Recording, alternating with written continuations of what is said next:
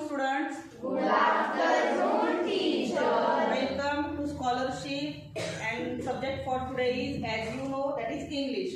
So let's read the question first. पहिल्यांदा आपण प्रश्न वाचूया. Very simple question. You find the answer very quickly.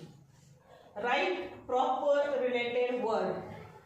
Do you know the related words? Related words म्हणजे एकमेकांशी संलग्न असणारे शब्द आपण शोधायचे आहेत. आपण इंग्रजीमध्ये भरपूर धड्यांच्या खाली रिलेटेड वर्ड्स लिहिलेले आहेत.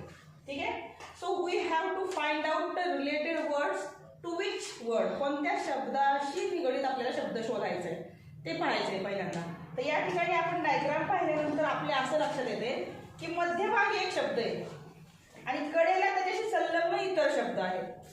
म्हणजे आपल्याला कोणत्या शब्दाशी निगडीत शब्द शोधायचा आहे. या व्हॉट इज द वर्ड. शब्द काय आहे. Kitchen. Okay. Bowl, glass, gas.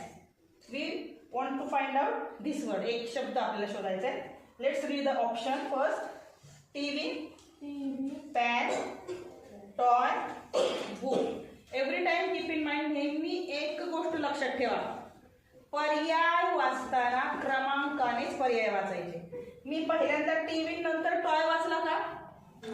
TV दुसरा पर्याय संगती वाचायचा. कारण बहुतेक वेळा स्कॉलरशिप परीक्षेमध्ये पर्याय एकाखाली एक दिलेले असतात. कधी कधी असे असे असे असे असतात. 1 2 3 4. बऱ्याच वेळेस 1 2 3 4 सुद्धा असतात. Okay. So which is the word. Yes Dhruva. Pen.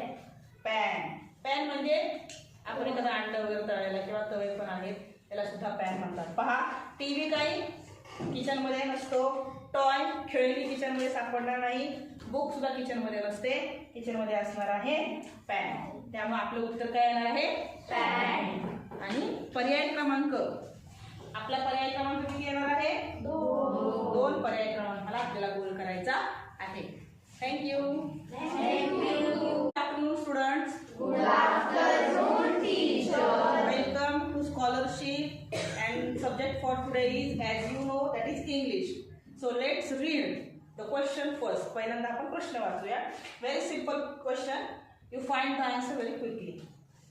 Write proper related word.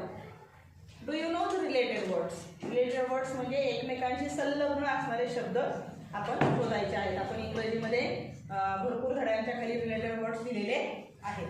ठीक आहे. So we have to find out the related words to which word. कोणत्या शब्दाशी निगडीत आपल्याला शब्द शोधायचा आहे ते पाहायचं आहे पहिल्यांदा. तर या ठिकाणी आपण डायग्राम पाहिल्यानंतर आपल्या असं लक्षात येते की मध्यभागी एक शब्द आहे